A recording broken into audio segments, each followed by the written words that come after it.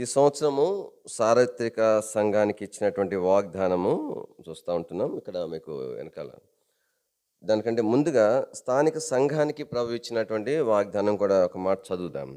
హెబ్రీయులకు రాసిన పత్రిక 10వ అధ్యాయము 35వ వచనం. హెబ్రీ 10:35. ఈ సంవత్సరము స్థానిక సంఘము హెర్మోను కొరకై దేవుని సేవకులు ప్రార్థన చేసి పంపించిన వాగ్దానం. 10వ అధ్యాయము 35వ వచనం అందరము కలిసి చదువుకుంటాం. కాబట్టి మీ ధైర్యమును విడిచిపెట్టకుడి, దానికి ప్రతిఫలముగా గొప్ప బహుమానము కలుగును. తిరిగి ఈ సంవత్సరం సారిత సంఘ వాగ్దానం కొరకై సేవకులు ప్రార్థన చేసి పంపిన ప్రకారముగా మన వెనకాల ఇక్కడ ఈ పక్కన మనకు వాగ్దానాలు కనబడుతూ ఉంటున్నాయి. క్లుప్తంగా కొన్ని మాటలు మీకు జ్ఞాపం చేయాలని ఆశపడుతున్నాం. దయచేసి కీర్తన గ్రంథం మొదటి వాగ్దానము 65వ అధ్యాయము 7వ వచనం. కీర్తనలు 65:7. ప్రభు చిత్తమైతే రానేటువంటి వారాల్లో మొదట స్థానిక సంఘ వాగ్దానము కొంతమేర ధ్యానం చేసి కొంత విపులంగా దేని వాక్యములో నుంచి చూడటానికి, ఆ తర్వాత సారథ్య సంఘ వాగ్దానం కూడా చూడటానికి ప్రయత్నము చేస్తాం. దేని ఒక వాక్యంలో నుండి కీర్తన గ్రంథము 65వ కీర్తన దయచేసి 7వ వచనం అందరము కలిసి చదువుకుంటాం. ఆయనే సముద్రముల ఘోషను వాటి తరంగముల ఘోషను అనచువాడు, జనముల అల్లరిని చల్లార్చువాడు. ప్రభు సహాయం కోరి ప్రార్థనలో ప్రవేశ చూస్తాం. మోకరించగల వారు దయచేసి మోకరించండి. ప్రియమైన మా ప్రభా, మరోసారి దీని మీద మీ పాసనకు వస్తుంటున్నాం. ప్రభా తండ్రి, ప్రభా నా యొక్క అసమర్థత ప్రభా తండ్రి నేను ఎరుగుదును. ప్రభా నిచ్చిన మా తండ్రి నా బలహీనత నేను ఎరుగుదును, కనికరించండి. నీవేమైనా మీరు మాకు సహాయపడితే తప్ప ప్రభా మేము కూడా పొందజాలము. కృపగలని మీ చేతులకు అప్పగించుకుంటున్నాం. ప్రభా ఉదయ కాలం నుంచి నిన్నటి దినం నుంచి ప్రభా మీరు మాకు అనుగ్రహించిన మంచి సమయాన్ని బట్టి మేము స్తుతిస్తూ గణపరుస్తుంటున్నాం. తిరిగి ప్రభా మీ వాక్యం మీదకి వస్తుంటున్నాం. మీ వాక్యము ప్రభా నిచ్చిన మాతని మాకు త్రోవను చూపించేది, మమ్మల్ని నడిపించేది, మమ్మల్ని బలపరిచేది ప్రభా మీ దయతో జ్ఞాపం చేసుకోవస్తుందిగా ప్రార్థన చేస్తుంటున్నాం. ప్రభా మీ దాసుని దయచేసి ప్రభా మీరు మీ చేతిలో ఒక సాధనముగా వాడుకోవస్తుందిగా ప్రార్థన చేస్తూ ప్రభా మీ ప్రజలుగా మమ్మల్ని దృష్టించి ప్రభా మీరు మాకు సహాయపడవస్తుందిగా ప్రార్థన చేస్తూ యేసు ప్రభు నామములో స్తుతించి ప్రార్థించి మహింపరచి అడిగి పెట్టుకుంటున్నాం తండ్రి, ఆమేన్. మొట్టమొదటి వాగ్దానంలో మనం చూస్తూ ఉంటున్నాం, ఆయన్నే సముద్రముల ఘోషను వాటి తరంగముల ఘోషను అనచువాడు, జనముల అల్లరిని చల్లార్చువాడు. ఇక్కడ ఈ భాగంలో మనకు స్పష్టంగా అర్థమయ్యేది ఏంటంటే ఆయనే అనేది చూస్తూ ఉన్నాం. అంటే ఈ ఆయన మాత్రమే చేయగలిగినటువంటి కార్యముగా ఇక్కడ మనకు కనబడతా ఉంది. ఒకటి సముద్రముల ఘోష, అది ఒక సముద్రం కూడా కాదు. ఒక సముద్రం అయినా కష్టమే కానీ మనిషికి, అయితే సముద్రాలు అవి, సముద్రాల ఘోష, తర్వాత వాటి తరంగముల ఘోష ఎవరు అనుస్తారు చెప్పండి? ఎవరు వాటిని అంచేది? ఆయనే ఆయన చేసేటువంటి వాడు. తర్వాత జనముల అల్లరి, అంటే ఒక వ్యక్తి యొక్క అల్లరిని కూడా అంచవేయడానికి మనకు చేత కాదు.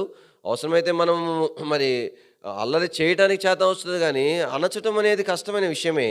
అది దేని వాక్యంలో మనం ఏం చూస్తున్నామంటే జనములు వాళ్ళు అయినా కూడా దేవుడు అంటే ఏదైతే మానవునికి అసాధ్యముగా ఉంటున్నదో దానిని దేవుడు తానే జరిగించేవాడుగా, తన ప్రజల కొరకై జరిగించేవాడుగా మనము చూస్తూ ఉంటున్నాం.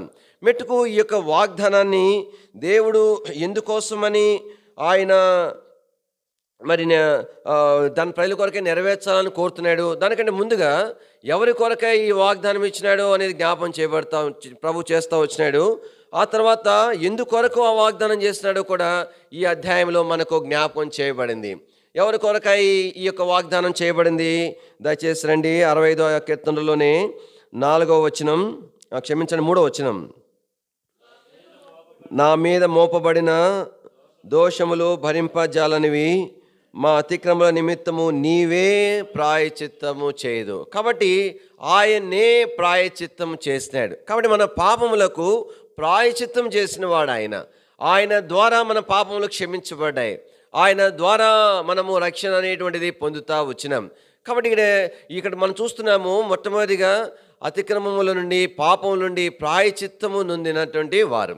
రెండవదిగా దేవుని వాక్యంలో 4వ వచనం, నీ ఆవరణంలో నివసించినట్లు నీవు ఏర్పరచుకొని చేర్చుకున్నవాడు ధన్యుడు, నీ పరిశుద్ధాలయము చేత నీ మందిరంలోని మేలు చేత మేము తృప్తి పొందుదాము. కాబట్టి మొట్టమొదటిగా ఆయన ప్రాయచిత్తం చేస్తున్నాడు.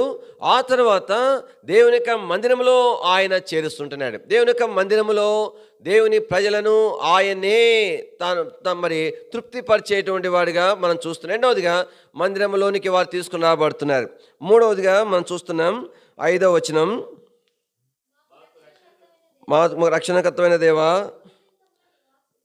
భూదిగంతముల నివాసులందరికీ, దూర సముద్రం మీద ఉన్న వారికి ఆశ్రయమైన వాడ. కాబట్టి ఇక్కడ ఒకటేమో ఆయన రక్షిస్తున్నాడు, రెండవది దేవుని మందిరంలో చేరుస్తున్నాడు, మూడవదిగా ఆయన మనకు ఆశ్రయముగా ఉంటున్నాడు. 6వ వచనం, బలమునే నడికట్టుగా కట్టుకున్నవాడై తన శక్తి చేత, ఇక్కడ పర్వతమును స్థిరపరచువాడు ఆయనే, పర్వతమును స్థిరపరిచిన వాడు ఆయనే. తర్వాత బండ మీద మన పాదములను కూడా ఏం చేశాడని చెప్పండి, స్థిరపరిచిన వాడుగా ఉంటున్నాడు. కానీ స్థిరపరిచేది ఆయన పని. ఇక్కడ మనం చూస్తుంటున్నాం, ఈ 4 అంశాలు ఏం చూపిస్తున్నాయంటే దేవుని యొక్క ప్రజలను చూపిస్తున్నాయి. దేవుని యొక్క ప్రజలు రక్షణ పొందిన వారుగా, దేవుని ఇంట్లో చేర్చబడిన వారుగా, దేవుని చేత ఆశ్రయం పొందినటువంటి వారుగా, దేవుని చేత స్థిరపరచబడినటువంటి దేవుని ప్రజల కొరకై ఇవ్వబడినటువంటి వాగ్దానంగా 7వ వచనము మనం చూస్తూ వచ్చినాం. కానీ ఈ యొక్క వాగ్దానం యొక్క నెరవేర్పు దేని కొరకైనటువంటి నెరవేర్పు అనంటే ఇక దాని తర్వాత కింద భాగంలో మనకు జ్ఞాపకం చేయబడతా వచ్చింది. చూడండి 11వ వచనం, సంవత్సరమును నీ దయా కిరీటము ధరింప చేసి ఉన్నావు. కాబట్టి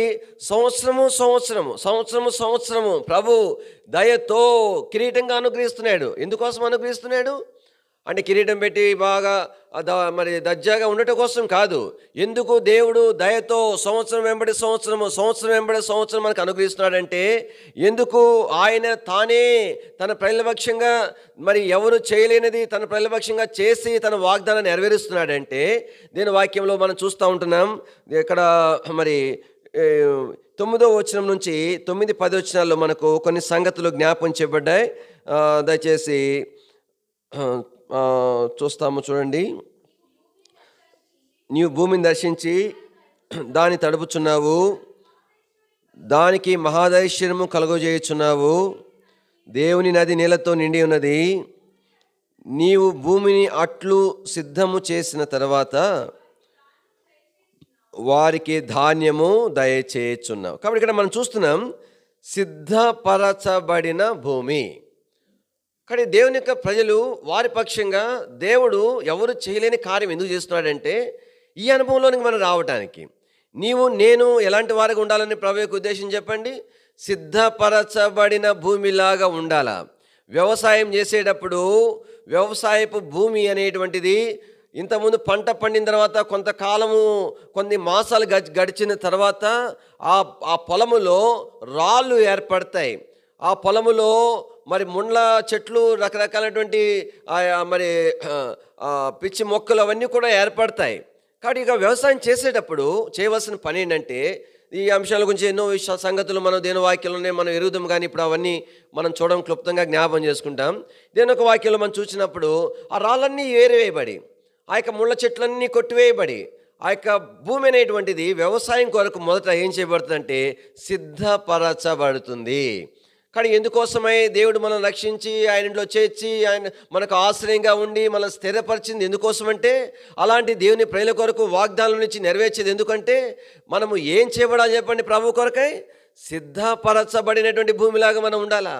మన జీవితాల్లో ఏరేయాల్సినవి కూడా తీసివేయవలసినవి, కొట్టివేయవలసినవి అవన్నీ కూడా శుభ్రంగా తీసివేసి కాల్చివేసి మనము దేవుని కొరకు ఏం చేయాలంటే సిద్ధపరచబడిన భూమిగా చేయబడాలనేది దేవుని యొక్క ఉద్దేశం. ఇక మొట్టమొదటి భాగం ఏం చూపిస్తుందంటే సిద్ధపరచబడిన భూమి. రెండవది ఏమిటి? 9వ వచనం చదవండి మరలా. కాబట్టి రెండవదిగా దర్శించబడేటువంటి భూమి. దేవుడు భూమిని దర్శిస్తుంటున్నాడు.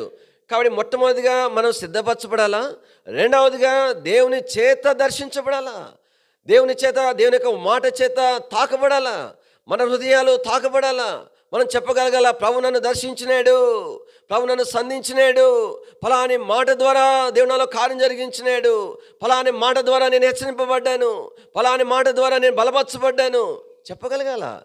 అందుకోసమని దేవుడు మన ఈ 400 అనుభవం తీసుకుని వచ్చి వాగ్దానం ఇచ్చి ఆయనే చేయడం కొరకై పూనుకునేది. ఎందుకోసం అంటే, కాబట్టి మనం సంవత్సరము ఇంకో ఇన్ని సంవత్సరాలు బతికాను, ఈ సంవత్సరం కూడా పోయిన సంవత్సరం రాబడి కంటే ఈ సంవత్సరం ఇంకా 4 రూపాయలు ఎక్కువ సంపాదించుకోవాలా, దానికోసం కాదు.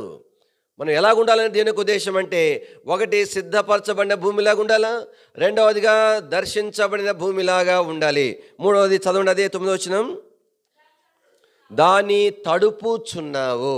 కాబట్టి ఇక భూమి ఏం చేయబడుతుందంటే తడపబడుతూ ఉంది, అంటే మెత్తన చేయబడుతుంది. చూడండి, ఇప్పుడు కూడా ఈ వ్యవసాయం చేసేటువంటి వారు ఏం చేస్తారంటే, మరి వర్షం కొరకు ఎదురు చూస్తారు. ఒకసారి వర్షం పడిన తర్వాత వాళ్ళు ఏం చేస్తారు, దానిని దున్నుతారనమాట. ఎందుకంటే గట్టిగా ఉంటే ఎద్దుల ద్వారానైనా ట్రాక్టర్ ద్వారానైనా దున్నబట్టడానికి వీలు ఉండదు.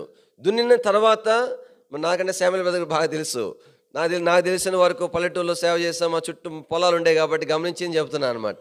దున్నిన తర్వాత దాన్ని అట్లా వదిలిపెట్టేస్తారు. దేనికోసం వదిలిపెడతారు, వర్షం కొరకే ఎదురు చూస్తూ ఉంటారు. అది రెండవసారి వర్షం. ఆ వర్షం ఎలాంటి వర్షం పడాలా, పై తుప్పలు కాదు.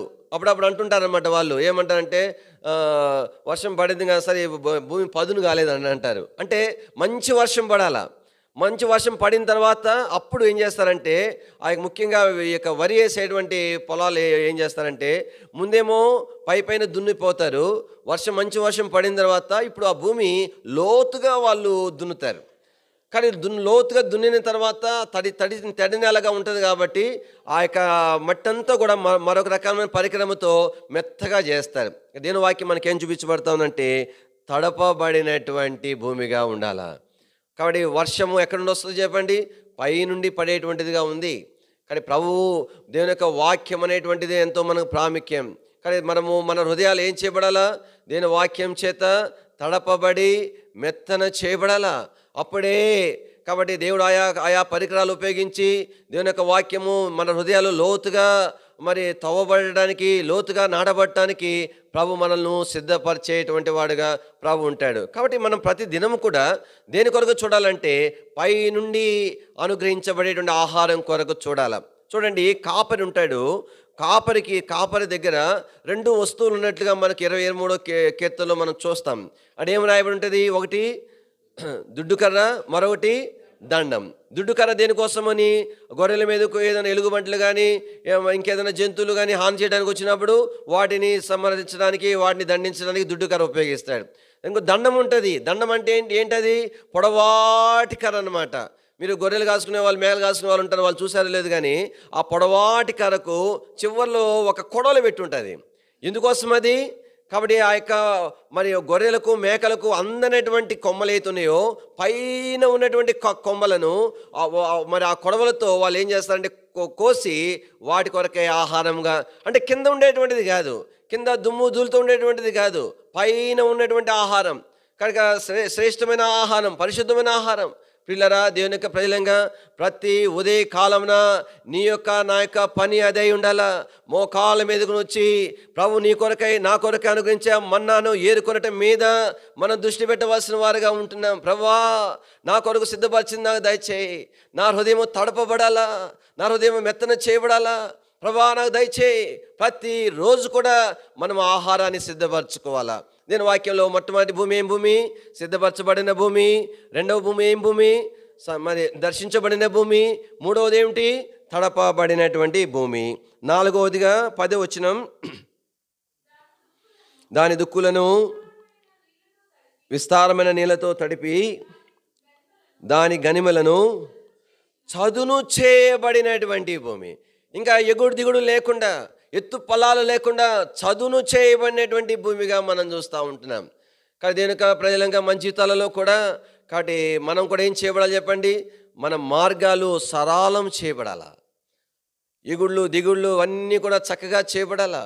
అందుకనే యోహాను ఎందుకోసం పంపించబడినా చెప్పండి, మార్గమును సిద్ధపరచడానికి పంపించినాడు. అందుకని ప్రభువైన యేసుక్రీస్తు వారు భూమి మీద సేవ చేయడానికి కొంత సులభమైంది యోహాను రావటం ద్వారా. కాబట్టి అలాగనే మనం కూడా దేవుని వాక్యంలో మన జీవితాలు చదును చేయబడడం ద్వారా మనము నడిచి వెళ్ళడానికి వీలవుతుంది. మన జీవితాలు చదును చేయబడడం ద్వారా, ఎత్తు పల్లాలని సరిచేయబడడం ద్వారా ఇతరులు మనను బట్టి సులభంగా ప్రభువుని వెంబడించడానికి వీలవుతుంది. కాబట్టి నీవు నేను ఎలాగుండాలా? ఎందుకోసం ప్రభు ఇలాంటి వాగ్దానం ఇచ్చి ఒక సముద్రం కాదు, ఎన్నో సముద్రాలు, జనముల మరి ఆ యొక్క తరంగముల ఘోష, జనముల అల్లరి, ఇవన్నీ కూడా ఏ మనుషుడు చేయలేంది తన ప్రజల పక్షంగా రక్షించి మందిలో చేర్చబడిన ప్రజలు, ఆశ్రయం అనుగ్రహించిన ప్రజలు, తర్వాత స్థిరపరచబడిన ఆ ప్రజల కొరకై ఇంత పని తానే చేయడానికి దేవుడు ఎందుకు పూనుకుంటున్నాడంటే ఇందుకోసం పూనుకుంటున్నాడు. నీవు నేనేం చేయబడాలా? చదును చేయబడేటువంటి వారికి ఉండాలా. ఇది 4వ అనుభవంగా మనం చూస్తూ ఉంటున్నాం. చివరిగా 5వదిగా దేని వాక్యంలో ఇదే 10వ వచనం చదవండి కొనసాగింపుగా.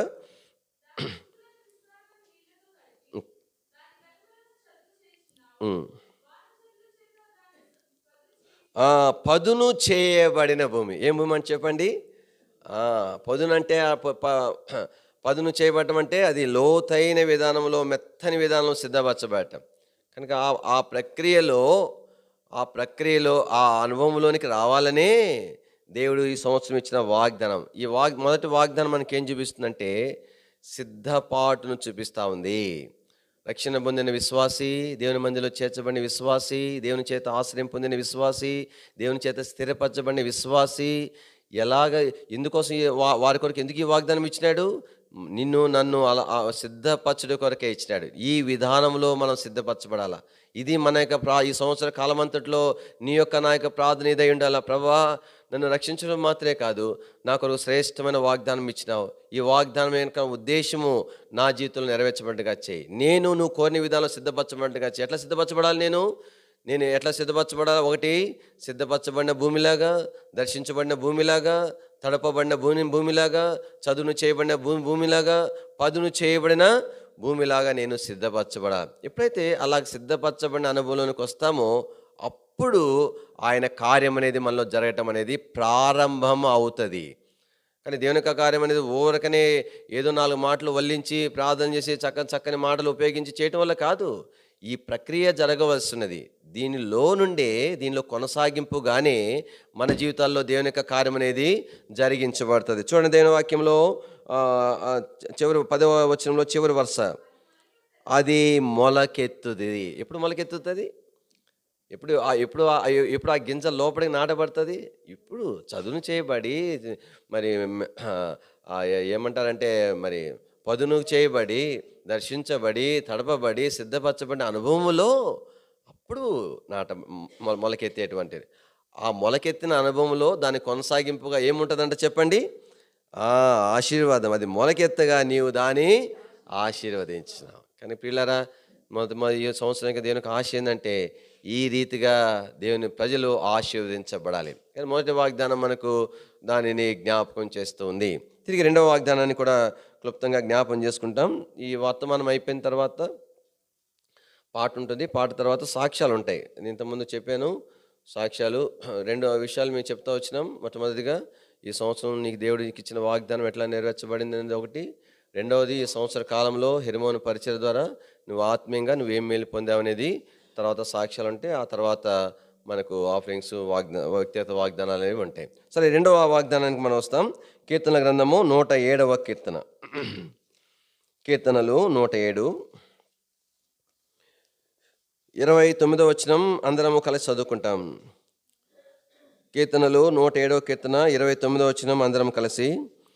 ఆయన తుఫానును ఆపివేయగా దాని తరంగములు అణగిపోయెను. కాబట్టి ఆయన తుఫానుని ఏం చేస్తున్నాడంటే చెప్పండి? ఆపివేస్తున్నాడు. దాని తరంగములను అణిచివేస్తున్నాడు. కానీ ఈ తుఫానును దేవుడు ఆపివేయాలంటే సరే మంచిదే. తుఫాను రేగింది కాబట్టి దాన్ని ఆపివేస్తున్నాడేమో అనుకోవటానికి. అట్లా కాదంట. ఆ తుఫానును దేవుడే కలుగు చేస్తున్నాడంట. రండి దేని వాక్యంలో 25వ వచనం. ఆయన సెలవీయగా తుఫాను పుట్టెను, అది దాని తరంగములను. అదేంది? తుఫాను పుట్టడానికి ఎందుకు సెలవు ఇయ్యాలా? మళ్ళానేమో తుఫాను ఎందుకు ఆపాలా? అసలు తుఫానును మరి సెలవీయకుండానే ఉంటే ఆపే పని ఉండదు కదా. దేవుని వాక్యాలు కొన్ని విషయాలు అట్లా ఉంటాయి. దేవుని వాక్యంలో రాయబడింది, ఆయన చేతులే ఏం చేస్తాయంట? నిద్రపోయేవాళ్ళు చెప్పాలా? ఆయన చేతులు ఏం చేస్తాయి చెప్పండి, నిద్రపోయేవాళ్ళు చెప్పాలి జవాబు. ఆయన చేతులు ఏం చేస్తాయి? గాయములు చేస్తాయి. తర్వాత ఆయన చేతులు ఏం చేస్తాయి? అది ఎందుకు? అసలు గాయం చేసేది ఎందుకు? మళ్ళీ స్వస్థపరిచేది ఎందుకు? ఎందుకోసమని? దేవుడు మహిమపరచబట్టు కొరకు. సాతాను ఏం చేయబట్టు కొరకు చెప్పండి? సిగ్గుపరచబట్టడానికి. అదనమాట. కానీ యోబుకు గాయం చేసింది ఆయన, స్వస్థపరిచింది. ఎందుకు గాయం చేసినాడు? దేవునికి మహిమ కలగట కొరకే గాయం చేసినాడు. అందుకోసమే స్వస్థపరిచినాడు. ఎందుకు గాయం చేసి స్వస్థపరిచినాడు? సాతానికి సిగ్గుగలుడు కొరకే చేసినాడు. అంటే దేవుడు తన మహిమ కొరకు తన ప్రజల జీవితాలలో నీకు ఏమి దేవుడు అనుమతిస్తాడంట చెప్పండి? శ్రమలు అనుమతిస్తాడు. శ్రమలు అనుమతించట్లో దేవుని యొక్క ఉద్దేశం ఏంటంటే, ఆ శ్రమల ద్వారా దేవుని యొక్క ప్రజల మూలముగా ఆయన ఏం తెచ్చుకోవాలా చెప్పండి? మహిమను తెచ్చుకోవాలా. కాబట్టి అంత మాత్రమే కాదు, ఆ శ్రమలు వారి జీవితంలో అనుమతించడం ద్వారా ఆ మహిమలో దేవుడు వారికి పాలు ఇవ్వాలా. అదనమాట. ఇప్పుడు కూడా చూడండి, భక్తులైనటువంటి వారి యొక్క జీవితాలలో దేవుడు చాలా కఠినమైన శ్రమలు అనుమతిస్తాడు. ఉదాహరణకు దైవజనుడు భగత్ సింగ్ గారు ఎంత సేవ చేస్తున్నారు కదా. 10 సంవత్సరాలు ఆయన పార్కిన్సన్స్ అనే వ్యాధితో మంచంలో ఉండిపోయినాడు. 10 సంవత్సరాలు, వేల మంది కాదు లక్షల మంది కన్నీటితో ప్రార్థన చేస్తున్నారు. ప్రభా నీ దాసుని జ్ఞాపం చేసుకో, నీ దాసుని 10 సంవత్సరాలు ప్రభు కనికరించాలి. ఎందుకు తన దాసుని అట్లా ఉంచినాడు? దేనికి ఉద్దేశం ఏంటి? తను చేసిన సేవకు గొప్ప బహుమానం ఉంది. అయితే దేవునికి అంత సంతృప్తి లేదు. ఆ గొప్ప దైవజనుడికి అంతగా దేవునికి తాను అప్పగించుకున్న ఆ మనుషునికి ఇంకా ఎక్కువ ఘనత ఇవ్వాలని, అధికమైన మహిమ ఇవ్వటి కొరకై దాని కొరకైన శ్రమ తన జీవితంలో దేవుడు ఉంచి ఆ మహిమ కొరకు ఆయన సిద్ధపరచుకున్నాడు. ఉదాహరణకి ఎలీషా జీవితాన్ని చూస్తాం. మనం చూడం కానీ ఎలీషా యొక్క జీవితంలో మనం చూస్తే ఎలీషా ఎంత సేవ చేసినాడు? ఏలియా చేసిన దానికంటే 200 సేవ చేసినాడు ఎలీషా సేవ చేస్తే ఎలీషాకు దేవుడు ఏమనుమతించినాడు? మరణకరమైన వ్యాధితో పీడించబడ్డాడంటే ఎలీషా. ఎంత కఠినమైన, అంత గొప్ప దైవజన చివరి ఆ రాజు చూసి ఆ స్థితిలో ఎలీషాను చూసి ఏడవకుండా ఉండలేకపోయినాడు. అంత ఘోరమైన వ్యాధిని ఎలీషాకు అనుమతించినాడు. ఎలీషా ద్వారా చచ్చిపోయినటువంటి బిడ్డను కూడా బతికించినటువంటి ఆ దేవుడు ఏం చేసినాడు? ఎలీషాను మాత్రం మరణకరమైన ఎందుకు అనుమతించినాడు? ఎందుకోసమంటే, కాబట్టి తను శ్రేష్టమైనటువంటి ఎంతో యోగ్యంగా జీవించిన అనుభవంలో ఎక్కువైన మహిమ ఇచ్చుడు కొరకై, కాబట్టి ఆ దైవజనుని ఆ యొక్క అనుభవంలో తీసుకుని వెళ్తా వచ్చినాడు. ఒకసారి ఒక సహోదరుడు, ఆయన పేరు నాకు సరిగ్గా గుర్తు రావట్లేదు, ఈసారి ప్రవచితమే చెప్తాను, మంచి దైవజనులు ఆయన. మరి మన సహవాసంలో ప్రారంభ దినాల్లో భగత్ సింగ్ గారితో కలిసి సేవ చేసిన వాళ్ళలో ఒక సహోదరుడు, మీకు ఏమైనా పేరు గుర్తొస్తే నాకు చెప్పండి. ఎంతో మంచి సేవ చేసినాడు. ఆ సేవకుని దేవుడు ఏం అనుమతించినాడో తెలిసిన? బోన్ క్యాన్సర్ అనుమతించినాడు. చెప్తున్నారు, పేరు చెప్తున్నారు ఏమన్నా? సరే, S Amritraj, sorry, correct, Amritraj గారిని దేవుడు ఆ గొప్ప దైవజనుడిని ఏం చేశాడంటే బోన్ క్యాన్సర్ అనుమతించినాడు. ఆ యొక్క బోన్ క్యాన్సర్తో క్యాన్సర్ హాస్పిటల్లో తను చేరినాడు. ఒకసారి నేను ట్రైనింగ్ అయినటువంటి సేవకుడు, కొంతమంది సేవకులు ఆ దైవజనుని దగ్గరికి వాళ్ళు వెళ్ళి ఇది కొంచెం ప్రార్థన చేసి 2 ధైర్యమాలు చెప్పి వెళ్ళాలని చెప్పాలని పోయి అక్కడ మళ్ళీ తిరిగి వచ్చిన తర్వాత ఆ సేవకుడు మాకేం చెప్పినాడు? మేము తరబేదులో ఉన్నాం. ఏం చెప్పినాడంటే, అరే మేము ఆ దైవజన్ని ఆదరించాలని పోయాం, కానీ అయితే ఆయన మాకు దేవుని వాక్యాన్ని బోధించినాడు. ఆయన వాక్యం విన్న తర్వాత మేము నూతనంగా మారుమనసు పొందామని చెప్పినాడు. మేము నూతనంగా మారుమనసు పొందామని చెప్పినాడు. ఎంత భయంకరమైనటువంటి వ్యాధిని ఆ దైవజనునికి అనుమతించినాడంటే, ఆ యొక్క హాస్పిటల్లో ఆ వార్డ్ ఎలాంటిదంటే, ఈ యొక్క బోన్ క్యాన్సర్ తీవ్ర స్థితిలో ఉన్నటువంటి వారి యొక్క వార్డ్ అది. ప్రతి ఒక్క రూములో నుండి కేకలను పెడతాయి అంట, అరుపులు, తట్టుకోలేనంత బాధ. ఆ నర్సు చెప్పిందంట, అయ్యా నా సర్వీస్లో ఈ స్థితిలో వచ్చే ఇంతమంది మరి వ్యాధిగ్రస్తులను చూశాను.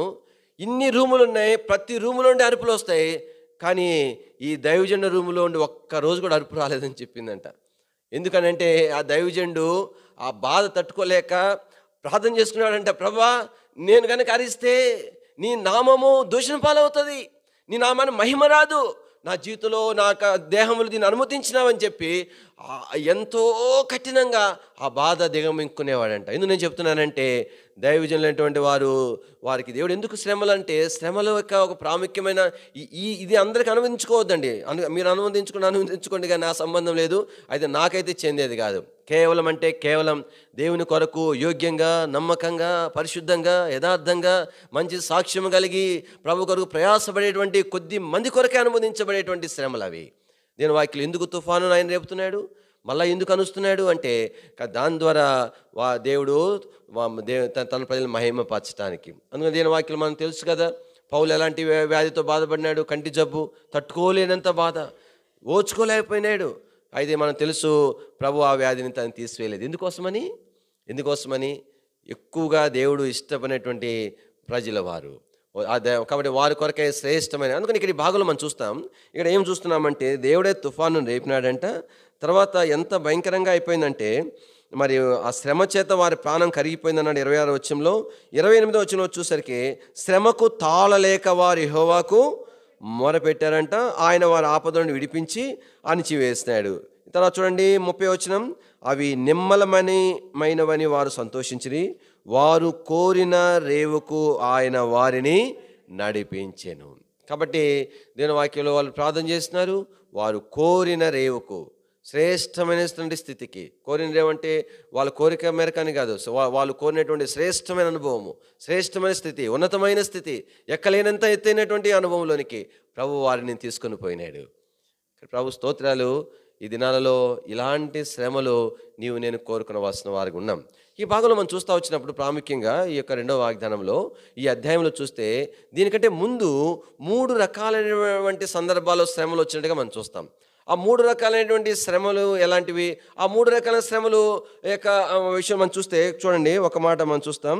మొట్టమొదటి శ్రమలు ఎలాంటివంటే, దయచేసి 107వ కీర్తన 5వ వచనం 4వ వచనం, వారు అరణ్యమందలి ఎడారి త్రోవను తిరుగులాడుచుండేది, నివాసపురమే వారు దొరకకపోయిను, ఆకలి దెబ్బల చేత వారి ప్రాణం వాళ్ళ సొమ్మసిలేను, వారి కష్టకాలం మంది యెహోవాకు మొరపెట్టిరి, ఆయన వారి ఆపదల నుండి వారిని విడిపించెను, వారొక నివాసపురం చిన్నట్లు చక్కని త్రోవను ఆయన వారిని నడిపించెను. కాబట్టి దీని ఒక వాక్యంలో మనం చూస్తాం, ఇక్కడ మరి వారు అరణ్యంలో ఎడారి త్రోవలో తిరుగులాడుతూ వచ్చినారు.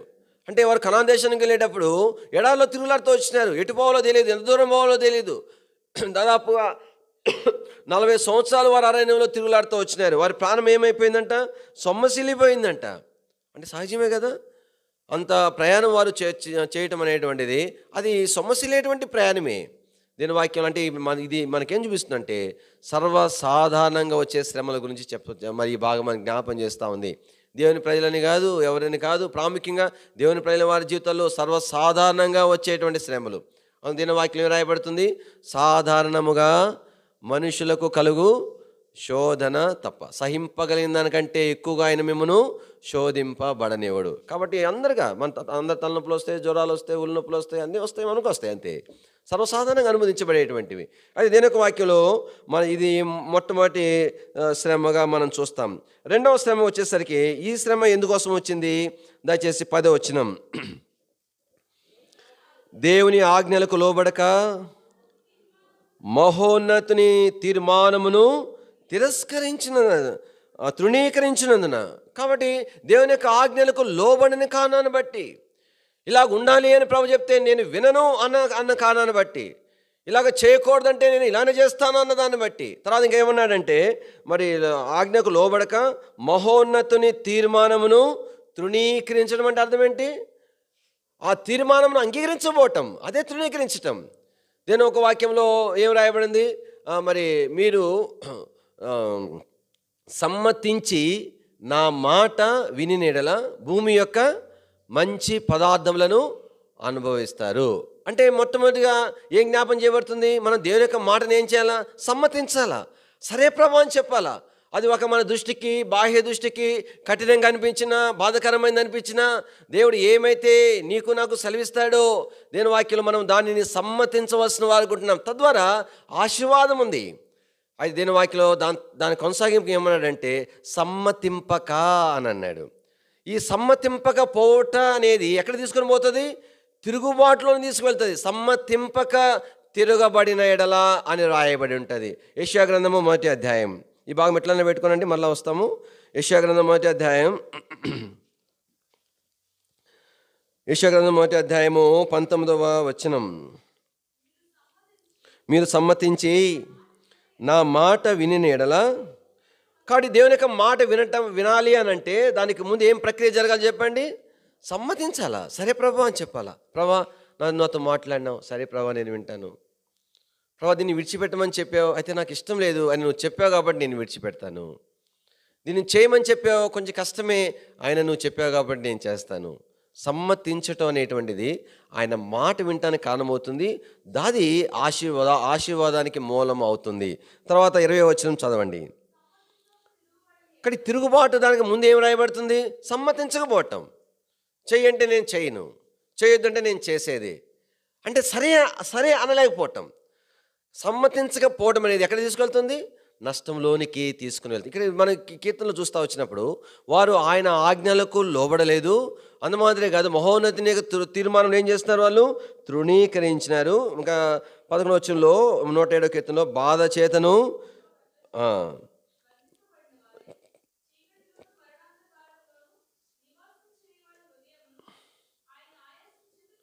కాబట్టి వారి జీవితాల్లో ఏమున్నది చెప్పండి? ఆయాసము, కృంగుదల. దేని బట్టి వచ్చింది శ్రమ? దేని బట్టి వచ్చింది?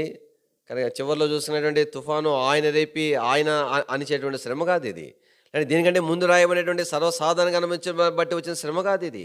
దేవుని ఆజ్ఞను లోబడకపోవడం వల్ల చేసే శ్రమ, దేవుని యొక్క తీర్మానంను తృణీకరించడం వలన వచ్చేటువంటి శ్రమ, దానివల్ల ఆయాసము, తర్వాత కృంగుదలలోనికి వారు వెళ్తూ వచ్చినారు. అయితే ప్రభు నమ్మదైన దేవుడు ఆ స్థితిలో వారు ప్రార్థన చేసినప్పుడు ప్రభు వారిని విడిపించినాడు. తర్వాత ఇది 2వ రకమైన శ్రమ. తర్వాత 3వ రకమైన శ్రమను కూడా ఇక్కడ మనకు జ్ఞాపం చేయబడతా వచ్చింది. ఇది దేని బట్టి అంటే ఒకదానికి ఒకటి అనమాట. అంటే సాధారణమైన శ్రమలు, సాధారణమైన శ్రమల్లోనే కూడా శోధించబడి దేవుని దూరం అవటం అనేటువంటిది. ఆ భాగం మనం ప్రక్కన పెడితే దేవుని యొక్క ఆజ్ఞలు మరి సమ్మతింపక లోబడకపోవటాన్ని బట్టి అదే స్థితిలో ఉంటే అక్కడ నుంచి నడిపించబడేటువంటిది ఇంకా కఠినమైనటువంటి స్థితి. అదే మనం చూస్తున్నాం. 17వ వచనం చదవండి. కానీ ఈ శ్రమ ఏంటంటే బుద్ధిహీనతను బట్టి కలిగే శ్రమ. ఏమి కారణం? కాబట్టి ఇక్కడ మరి దేవుని యొక్క ఆజ్ఞని మీరి మరి నష్టపోయి మరి దేవుని చేత శిక్షించబడి సరిచేయబడి అనుభవం పొంది అన్నీ అయిన తర్వాత కూడా మరలా తిరిగి బుద్ధిహీనతను బట్టి ఇంకేం రాయబడింది? ఏమైపోయిందంట? తమ దుష్ట ప్రవర్తన. అంటే తిరిగి ఏ విషయంలోనైనా అది ఏ బలహీనత అయినా సరవచ్చు కాక మరలా పాపం చేయటం వలన ఏమైపోతాం మనం చెప్పండి? బుద్ధిహీనులమైపోతాం. ఆ బుద్ధిహీనత మన ప్రవర్తన మీద ప్రభావం చూపిస్తుంది. అందుకనే దానివల్ల కలిగిన శ్రమగా చెప్తున్నాడు. దానిలో కొనసాగింపు 4వ శ్రమ గురించి మనం చదివినాం. ఈ 4వ శ్రమ ఏంటంటే ఆయనే తుఫానును రేపుతున్నాడు. ఆయనే తుఫాను. ఎందుకోసం అని చెప్పండి? దీని వాక్యంలో మనం చూస్తాము, వారు కోరినటువంటి స్థలానికి వారిని నడిపించడానికి, శ్రేష్టమైన స్థలానికి వారిని తీసుకుని పోవటానికి, దేవుడు వారికి ఇవ్వాలనుకున్నటువంటి ఉన్నతమైన స్థితికి తీసుకుని వెళ్ళటం కొరకై అనుమతించబడిన శ్రమ. ఇది ఏమంటారు? దీన్ని ఆశీర్వాదము అనే మాట చూస్తాం. ఇక్కడ ఈ భాగంలో మనం చూస్తే ఈ యొక్క కీర్తన, ఈ 107వ కీర్తన ఎట్లా ముగించబడుతుందంటే దీని వాక్యంలో చూడండి,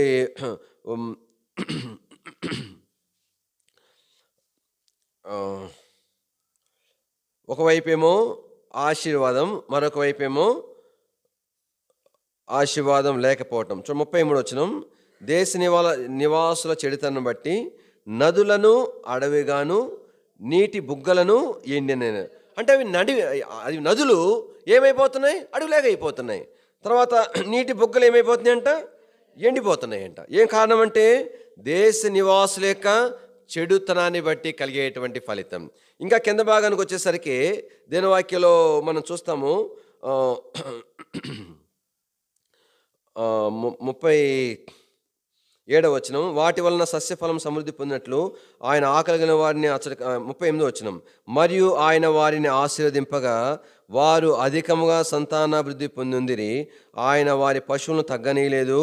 వారి బాధ వలన, ఇబ్బంది వలన, దుఃఖం వలన తగ్గిపోయినప్పుడు రాజులను తృణీకరించచ్చు, త్రోవలేని ఎడారి వలె వారు తిరుగులాడ. ఇక్కడ ఈ భాగం 38వ వచనం చూసినప్పుడు ఆయన వారిని ఆశీర్వదింపగా మరి అధికముగా సంతానాభివృద్ధి. కాబట్టి ఒకవైపేమో చెడుతనాన్ని బట్టి ఉన్న సమృద్ధి ఎండిపోవటం అనేది చూస్తూ ఉన్నాం.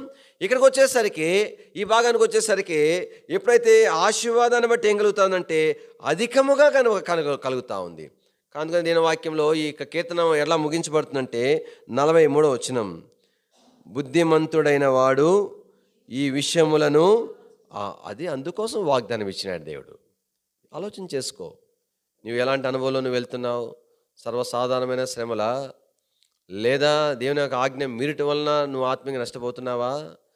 మరలా మరలా మరలా మరలా దేవునికి విరోధంగా నడుచుకుంటున్న బట్టి కాబట్టి మరి దుష్ట ప్రవర్తనగా బుద్ధిహీనంగా స్థితిలోనికి వెళ్ళిపోయి శ్రమలోనికి తెచ్చుకుంటున్నామా? లేదా దేవుని దృష్టికి అనుకూలంగా ఇష్టంగా ఉండి ఆ మహిమ పొందుడు కొరకు అనుమతించబడిన శ్రమల యొక్క అనుభవంలోనికి మనం రాగలుగుతున్నామా? ప్రభు అంటున్నాడు, అది యోచన చేసుకో. మొట్టమొదటి ఆ వాగ్దానం ఏం చూపిస్తుంటే మన సిద్ధపాటుని గురించి చూపిస్తూ ఉంది. రెండవ వాగ్దానం ఎందుకు ప్రభు దాన్ని నెరవేర్చేవాడుకుంటాడంటే మన ఆశీర్వాదం కొరకు, మన మహిమ కొరకు ఆయన దానిని నెరవేర్చేటువంటి వాడుగా ప్రభు ఉంటున్నాడు. తర్వాత అందుకని ఈ సందర్భంగా శ్రమలు అనేటువంటివి సర్వసాధారణంగా 4 రకాలైన శ్రమలు దేవుని పిల్లల జీవితాల్లో అనుమతించబడతాయి. మొట్టమొదటిది మనం ఇక్కడ చదువుకున్నాం, సర్వసాధారణంగా వచ్చేటువంటి శ్రమలు. రెండవ శ్రమలు ఏం శ్రమలు? మన విశ్వాసాన్ని బలపరచడానికి దేవుడు అనుగ్రహించేటువంటి శ్రమలు. మూడవ శ్రమలు ఏం శ్రమలు? మన బుద్ధిహీనతను బట్టి, మన పొరపాటును బట్టి, మన దేవునికి విరోధంగా మన తిరుగుబాటును బట్టి కలిగేటువంటి శ్రమలు. నాలుగవ శ్రమలు ఏం శ్రమలు? కాబట్టి దేవుని ఇష్టంగా జీవించేటువంటి వారు శ్రేష్టమైన ఆశీర్వాదాలు వారికి ఇచ్చుడు కొరకై దేవుని చేత అనుమతించబడేటువంటి శ్రమలు. సరే, మూడవ యొక్క వాగ్దానానికి మనం వచ్చినప్పుడు చూడండి, మార్కు సువార్త 4వ అధ్యాయం. మార్కు సువార్త 4వ అధ్యాయము 39వ వచనం. అందుకు ఆయన లేచి గాలిని గద్దించి నిశ్శబ్దమై ఊరుకుండుమని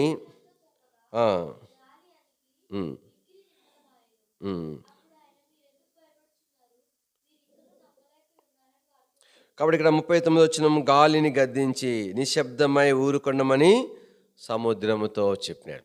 కానీ ఇక ఈ సముద్రములో వచ్చినటువంటి ఈ తుఫాన్ అనేటువంటిది ఏమైతే ఉన్నదో, ఈ తుఫాను దేవుడు అనుమతించింది కాదు. తుఫాను దానంతటా అదే వచ్చినటువంటిదిగా కొంతవరకు మనకు అర్థమవుతుంది. ఎందుకోసం ఈ తుఫాను వచ్చింది అంటే, ప్రకృతి ఎందుకు కన్నెర్ర చేసింది? ఈ తుఫానుకి ఎందుకు అంత కోపం వచ్చింది?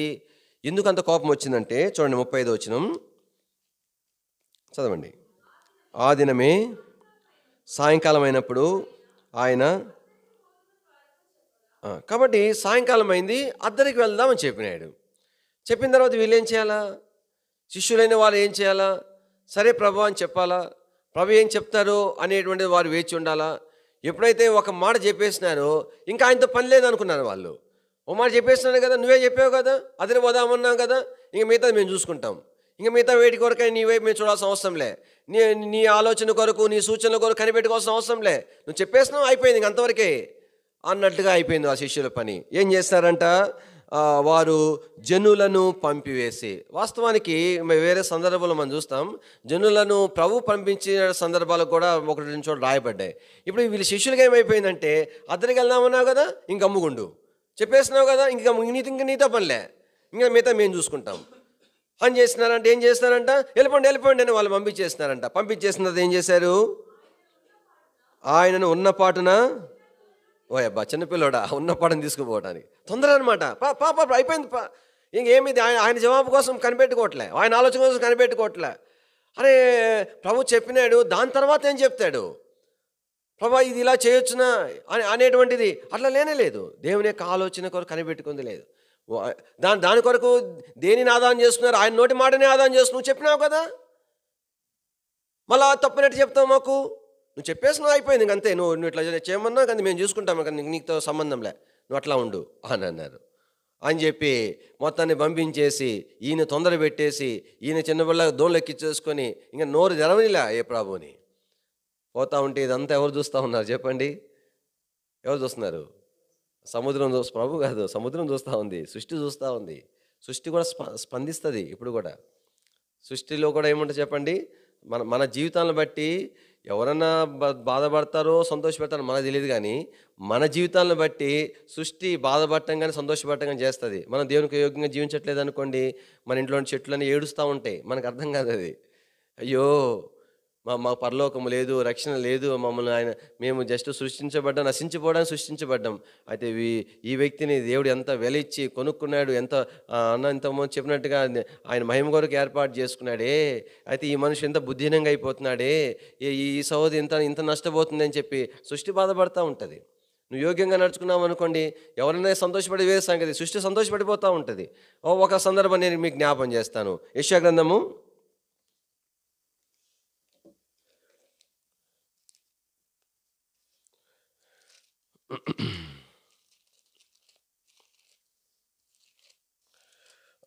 దయచేసి 55వ అధ్యాయం, యెషయా గ్రంథము 55వ అధ్యాయం 12వ వచనం. మీరు సంతోషముగా బయలు వెలుదురు. అంటే దేవుని ప్రజలు సంతోషముగా బయలుదేరుతున్నారు. దేవుడు వారిని ఏం చేస్తాడు చెప్పండి, ఏమంటున్నాడు ఇక్కడ, ఏం రాయబడింది, తోడుకొని పోతున్నాడు, తీసుకొని పోతున్నాడు. తోడుకొని ఎట్లాంటి స్థితిలో తీసుకెళ్తున్నాడు, సమాధానము పొంది వారు తోడుకొని పోతున్నాడు. అంటే అర్థమైందంటే దేవుడు తన ప్రజలను మరి సమాధానపరిచి, దేవునితో సమాధానపరిచి, చక్కపరిచి, మరి బలపరిచి వాళ్ళని తోడుకొని తీసుకొని పోతా ఉన్నాడంట. వాళ్ళు బయలుదేరి పదం అని చెప్పి తీసుకుపోతున్నాడంట. తీసుకుపోతా ఉంటే ఏం రాయబడుతుంది చదవండి. మీ ఎదుట పర్వతములు మెట్టలు సంగీతనాదము. పర్వతములు మెట్టలు ఏం చేస్తున్నాయంటే చెప్పండి, సంగీతనాదం, చక్కని మ్యూజిక్ వాయించి పాటలు పాడుకొని అంట. ఏమయ్యా కారణం, పలాని సహోదరుడు దేవునితో సమాధానపడ్డాడు, దేవునితో సరిచేయబడ్డాడు, దేవునితో నూతనపరచబడ్డాడు, ఆయనతో తోడుకొని పోతున్నాడు, దేవుడే ఆయనను తోడుకొని పోతున్నాడు. అలాగనే వారు సంతోషంగా వెళ్తున్నారు అనేది చూసినప్పుడు ఇవన్నీ కూడా ఏం చేస్తాయంటే మంచిగా మ్యూజిక్ ప్లే చేసుకుంటూ సంతోషపడుతున్నాయి అంట. తర్వాత చదవండి. పొలములోని చెట్లనియు, అబ్బా, కానీ ప్రభు తన బిడ్డ కలిసి పోతా ఉంటే చెట్లని చప్పట్లు కొడతా ఉన్నాయి అంట, చప్పట్లు కొట్టినాడు. అట్లాంటిది నా ప్రవర్తన బట్టి ప్రభు చాటుకుపోయి ఏడుస్తూ ఉంటే, దుఃఖపడతా ఉంటే ఏ చెట్లు ఏం చేస్తాయి? ఎంత బాధ వాటికి. నాకు బాధ లేకపోవచ్చు, అరే నా ప్రభుని దుఃఖపెట్టానే, నా ప్రభుని సంతోషపెట్టలేకపోయానే, నా ప్రభు మాట వినలేకపోయానే, నా ప్రభుని ఏర్పాటు కనిపెట్టుకోలేకపోయానే, నేను ఆయనకు అప్పగించుకోలేకపోయానే, చింత కంతైనా నాలో లేకపోవచ్చు. ఇది గమనించినటువంటి దేవుని ప్రజలకు కొంత దుఃఖం ఉంటుంది.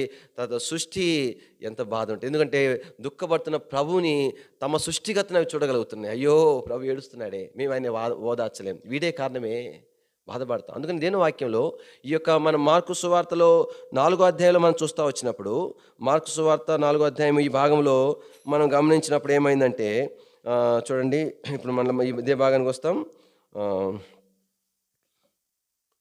మార్కు 4 ఏమైంది, వాళ్ళు జనులను పంపివేసి ఆయన ఉన్నపాని చిన్న దోణిలో తీసుకుని పోయింది.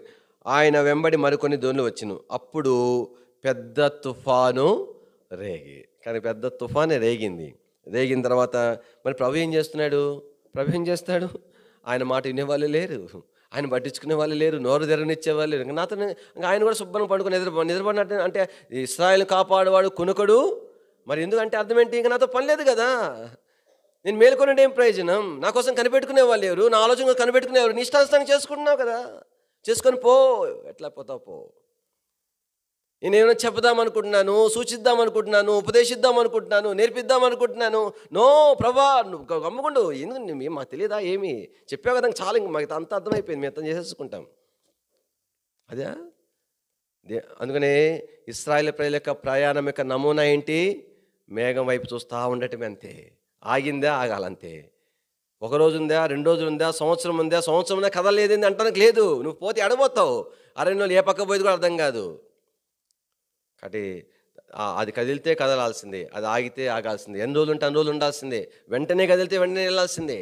దేవుని యొక్క ప్రజలంగా మన జీవితాలలో దేవుని చేత నడిపించబడే వారంగా ప్రతి సందర్భంలో కూడా ప్రభుత్వం అని చెప్పాలా, ప్రభా నీ ఆలోచన చేత నన్ను నడిపించు, నాకు బోధించు, నాకు జ్ఞానం లేదు ప్రభా, చెప్పిన త్వరగా అర్థం కాదు, దయచేసి వివరించు ప్రభా, తేటగా చెప్పు, ప్రభుని అడుగు, అప్పగించుకో, నువ్వు ఏది చెప్తే అది వింటాను ప్రభా, ఎట్లా చెప్తే అట్లా వింటా ప్రభా. వినే కొలది ప్రభు నేర్పిస్తాడు. అట్లా కాకుండా ప్రభుని పక్కన పెట్టేసి ఏం నేను నాకు జ్ఞానం లేదా సరే నువ్వు మళ్ళీ దేవుని మీదే నేరం మోపేసి ఏమని నువ్వు చెప్పినావు కదా ఇంకెందుకు గమ్ముగుండి నీ మిగతా నేను చేసుకుంటానని చెప్తే ఆయన నోరు తెరవని పోతివి, ఆయన వైపు చూడకపోతివి, కనిపెట్టుకోకపోతివి, ఆయన ఏం చేస్తాడు? మొగ నిద్రపోయినా ఆయనకి ఇంకేం పని లేదు, రెస్ట్లో ఉండాల్సింది ఇంకంతే. సరిపోక నువ్వు పోతున్నావు కదా, ఏమైంది? తుఫాను రేగింది. తుఫాను రేగి చూడండి, దేని వాక్యంలో రాయబడింది, తుఫాను రేగి ఆయన ఉన్న ధోని మీద అలా మిగతా ధోని ఏమని, ఆ ధోనితో చిన్న ధోనిలో ఆయన ఉన్నాడు, మిగతా ధోనిలన్నీ ఉన్నాయి, ఆయన ఉన్న ధోని మీద పడినాయి. అంటే ఆ తుఫాను యొక్క ఉద్దేశం ఏంటంటే ఆ ధోనిలో ఉన్న శిష్యులే గురి, వాళ్ళ మీద ఒక బాధ, వాళ్ళ మీద కన్నెర్ర, అరే సృష్టికర్తనే దేవుడే, భూమిని ఆకాశం సృష్టించిన వాడే, ఆయనైతే మేము వణుకుతున్నాము. అట్లాంటి ప్రభుని ఇట్లా మీరు చేస్తుంది, అట్లాంటి ప్రభు ఇట్లా మీరు నడుచుకునేది. ఫోకస్ ఎవరి మీద అంటే శిష్యులు ఎక్కడున్నారు? యేసు ప్రభు ఉన్న ఆ ధోనిలో ఉన్న ఆ శిష్యులు. అందుకని ఆ ధోని మీదే ఆ తుఫాన్ రేగింది. దీని వాక్యంలో మన జ్ఞాపకం అయితే ప్రభు ఎంత చక్కగా అన్నాడు చూడండి.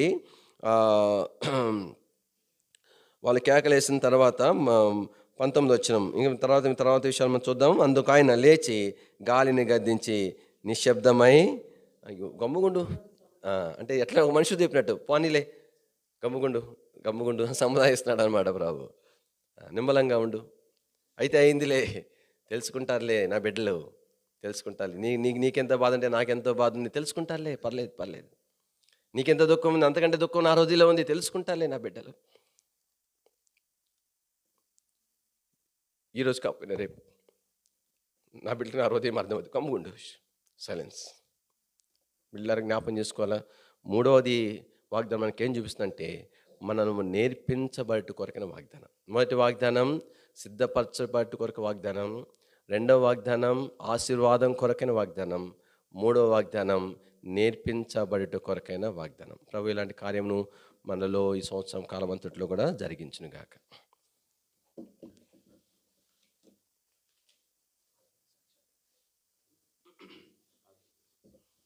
ప్రార్థన చేసుకుందాం. ప్రియమైన మా తండ్రి, పరిశుద్ధ దేవా, నమ్మదిన రాజా, మీకు వందనాలు చెల్లించుకుంటున్నాం. మీకు వాక్యాన్ని బట్టి స్తోత్రములు. మీరు సంవత్సరం మమ్మల్ని ప్రేమించి వాగ్దానం ఇచ్చినారు, శ్రేష్టమైన వాగ్దానం ఇచ్చినారు. నీవు మాత్రమే చేయగలిగింది, నీ ప్రజలైన వారి పక్షంగా ప్రభా నీవే చేయడానికి పూనుకునేవాడుగా ఉంటున్నావు. ప్రియమైన మా తండ్రి, ఏ ఉద్దేశంతో మీ వాగ్దానం మాకు ఇస్తున్నారు, ఏ ఉద్దేశంతో నెరవేర్చాలనుకుంటున్నారో ఆ ఉద్దేశం నాలో మాలో నెరవేర్చబడిగా సహాయపడము. మేము తగిన రీతికి సిద్ధపరచబడదుము గాక, మేము ఆశీర్వాదకరంగా చేయబడదుము గాక, మేము ప్రభాతని మీ చేత చక్కగా నేర్పించబడదుము గాక. ప్రభాదైతే జ్ఞాపం చేసుకున్నాము, మేము అప్పగించుకుంటున్నాం. ఎన్నోసార్లు ప్రభాతని మేము మనుషులం, మీ వాక్యం మీద సెలవు ఇచ్చినారు, నరమాతులు అని చెప్పినావు కదా ప్రభా.